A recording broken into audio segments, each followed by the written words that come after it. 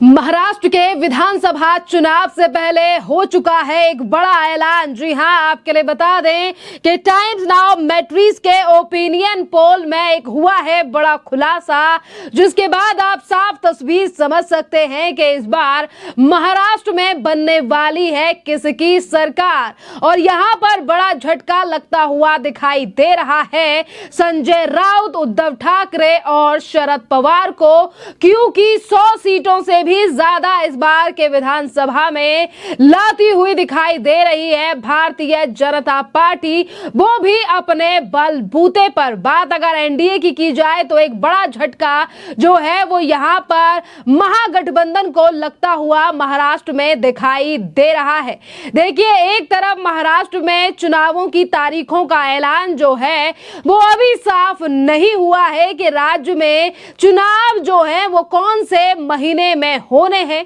पर इस समय पर अगर राज्य में मौजूदा स्थिति पर नजर डाली जाए और मौजूदा स्थिति को लेकर ही अब एक बड़ा ओपिनियन सर्वे यानी कि ओपिनियन पोल जो है वो टाइम्स नाउ का सामने आया है। और टाइम्स नाउ के सर्वे से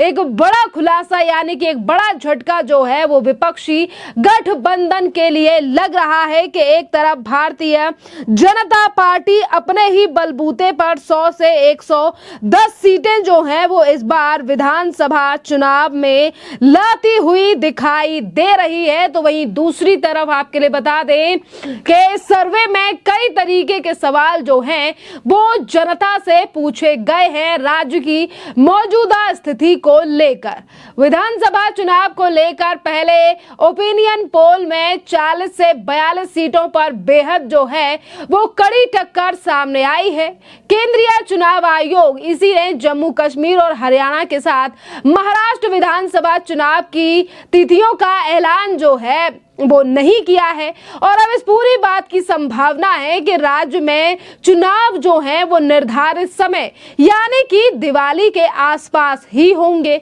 और इन तमाम चीजों के बीच विधानसभा चुनाव को लेकर पहला ओपिनियन पोल जो है वो नव भारत टाइम्स मैट्रिक्स का सामने आया है, जिसमें महायुति और महाविकास अघाड़ी के घटक दलों को कितनी सीटें मिलेंगी। देखिए, आपके लिए बता दें कि यहाँ पर महागठबंधन को बड़ा झटका जो है वो लगता हुआ नजर आ रहा है। जिस तरीके से ओपिनियन पोल सामने आया है कि बीजेपी को 100 से ज्यादा सीटें इस बार के विधानसभा चुनावों में मिलती हुई दिखाई दे रही हैं। और वहीं पर शिवसेना की बात करें यानी कि शिवसेना जो कि एकनाथ शिंदे की है, जो कि बीजेपी के साथ मिलकर महाराष्ट्र में सरकार चला रही है, और यही एकनाथ की यानी कि एकनाथ शिंदे की जो शिवसेना है वो 19 से 25 सीटें जो है वो इस बार विधानसभा चुनाव में ला सकती है। बात अगर यहां पर अजीत पवार की जाए, क्योंकि अजीत पवार की भी एनसीपी है और क्योंकि वो भी अपने चाचा से टूटकर जो हैं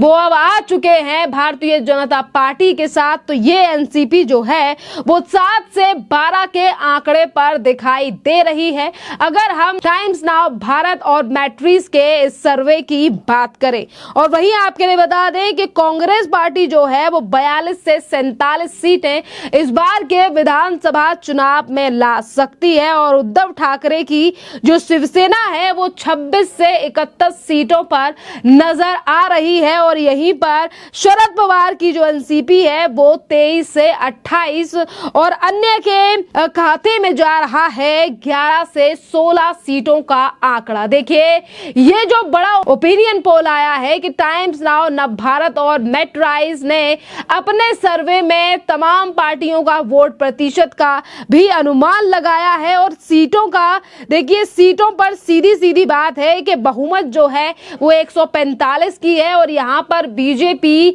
अपने बलबूते पे अगर 105 सीटें तक लाती हुई दिखाई दे रही है। और वहीं एकनाथ शिंदे की जो पार्टी है और अगर अजीत पवार की जो एनसीपी है वो भी 7 से 12 और एकनाथ शिंदे 1925, यानी कि फिर एक बार महाराष्ट्र में जो है ये सरकार बनती हुई नजर आ रही है, जो कि बड़ा झटका जो है वो शरद पवार, उद्धव ठाकरे और संजय राउत के लिए है। क्योंकि महाराष्ट्र में पिछले दिनों में जिस तरीके से सरकार का काम रहा है, प्रोजेक्ट रहा है, इन तमाम चीजों के चलते ये अनुमान और ओपिनियन पोल जो है वो सामने आया है टाइम्स नाउ भारत और मेट्राइज का। इसी के साथ अगर हम बात करें, देखिए 288 सीटें कुल है महाराष्ट्र में, जिसमें से बहुमत का आंकड़ा जो है वो एनडीए पार करता हुआ नजर आ रहा है। यानी कि ये बड़ा झटका दिखाई दे रहा है, महाविकास आघाड़ी के लिए जो है ये बड़ा झटका लगता हुआ दिखाई दे रहा है। और इसी के साथ आपके लिए बता दें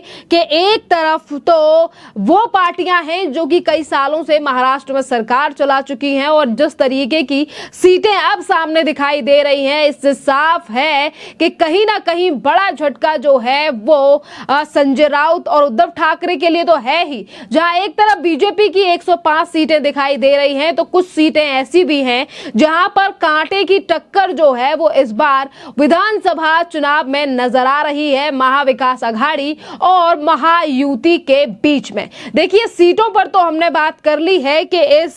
सर्वे के अनुसार जो है वो किसको कितनी सीटें जो हैं वो मिलने वाली हैं। अगर हम फीसदी पर नजर डालें, क्योंकि इसी सर्वे के दौरान ये भी चीजें सामने आई है कि कितना वोट प्रतिशत जो है वो किस पार्टी के खाते में इस बार जाने वाला है। अगर आज चुनाव हो जाएंगे तो कितनी पार्टी को कितना प्रतिशत जो है वो चुनाव में इस बार वोट मिलेगा। यहाँ पर भारतीय जनता पार्टी के आंकड़े यानी कि जो आंकड़े सामने आ रहे हैं, अगर इस बार विधानसभा चुनाव अभी होता है तो भारतीय जनता पार्टी को 25 से 26% वोट जो है वो मिलने का अनुमान इस सर्वे के दौरान दिखाया जा रहा है, इस सर्वे में दिखाया जा रहा है। और वहीं एकनाथ शिंदे की जो शिवसेना है, इस शिवसेना को 14% जो है वो मिलता हुआ वोट परसेंटेज दिखाई दे रहा है। इसी के साथ आपके लिए बता दें कि अजीत पवार यानी कि जो एनडीए के ही साथ हैं,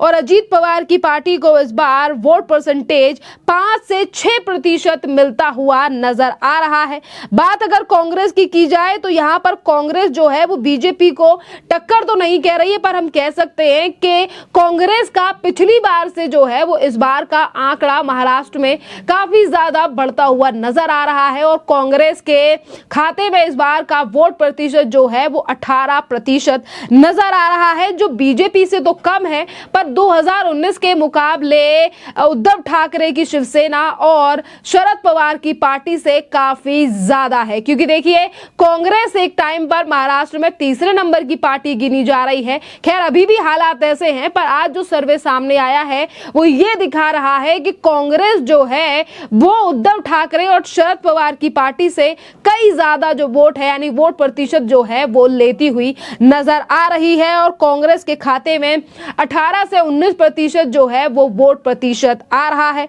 और उद्धव ठाकरे की जो पार्टी है वो 17% जो है वो उनके खाते में वोट प्रतिशत का अनुमान लगाया गया है। बात अगर शरद पवार की जाए तो 6%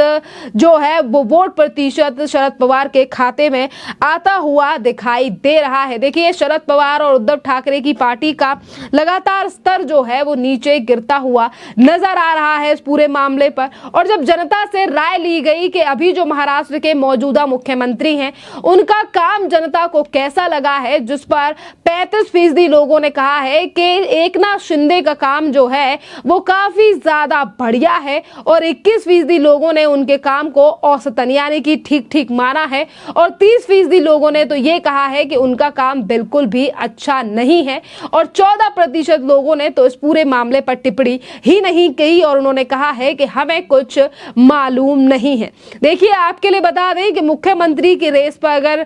3 लोगों के नाम जो हैं वो चल रहे हैं महाराष्ट्र में, जिस पर सबसे ज्यादा भरोसा जो है वो जनता ने देवेंद्र फडणवीस के नाम पर जताया है, और दूसरे नंबर पर हैं, इस दूसरे नंबर की अगर हम बात करें तो वो एकनाथ शिंदे है, और तीसरे नंबर पर उद्धव ठाकरे। यानी कि ये 3 नेता हैं जिनके नाम पर जनता विचार कर रही है, और 2019 के मुकाबले इस बार किस तरीके की स्थिति जो है वो महाराष्ट्र में रहने वाली है उसकी तस्वीर जो है वो साफ कर दी है इस ओपिनियन पोल ने। देखिए 2019 के ओपिनियन पोल में बीजेपी की वाली स्थिति को जो है वो फिर एक बार रिपीट तौर पर दिखाया गया है। बीजेपी को ओपिनियन पोल में इस बार 95 से 105 सीटें मिलने का अनुमान लगाया गया है और राज्य की 288 सीटों वाली विधानसभा में बहुमत का आंकड़ा 145 विधायकों का है। और पिछले चुनावों में बीजेपी और शिवसेना ने मिलकर 161 सीटें जीती थी और बीजेपी को 105 और शिवसेना को 56 सीटें मिली थी। और 2019 में बीजेपी 152 सीटों पर चुनाव लड़ी थी और इस बार भी बीजेपी इतने ही सीटों पर जो है वो चुनाव लड़ना चाहती है। अब देखना अहम रहेगा कि देखिए बीजेपी ने सेम आंकड़ा जो है वो इस बार भी चूज किया है और जनता का भरोसा कितना बीजेपी के ऊपर है ये तो इस ओपिनियन पोल ने ही बता दिया है। जिस तरीके से महाराष्ट्र में 2.5 साल सरकार चलाने के बावजूद भी उद्धव ठाकरे और शरद पवार की पार्टी का ग्राफ जो है वो काफी ज्यादा नीचे आ चुका है। खैर इस पूरे मामले पर आपकी जो भी राय हो आप भी हमें कमेंट कर जरूर बताइए। धन्यवाद।